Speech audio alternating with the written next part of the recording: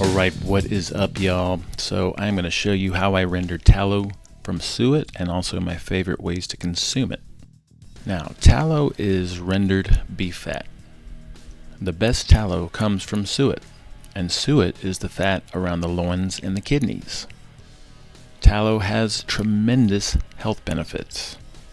Tallow is an ancestral fat. Tallow resembles much of the fat that we're made of.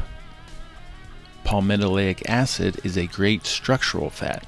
It's anti-inflammatory and it improves insulin sensitivity.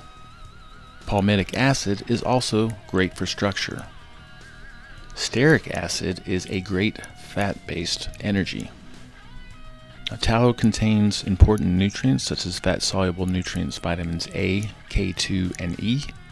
The way that I make my tallow is I source some suet from a really good quality producer. I get mine from the Vegas Food Co-op, and I simply put the suet into a slow cooker and I cook it on low. And as the suet is melting and the tallow is rendering, I get a ladle and I simply ladle it into some containers. And then I take the remaining tallow that has been rendered in the bottom of the slow cooker and I pour it through a metal strainer.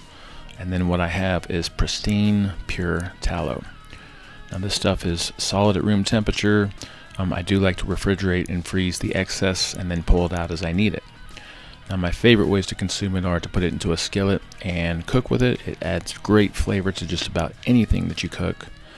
I also love to add it to my bone stock in the morning. So as I'm heating up my bone stock in a saucepan, I add some tallow, I add some bone marrow, a little bit of salt, a little bit of pepper, and then I'll either pour that into a mug or I'll pour it into a thermos and take it with me to work.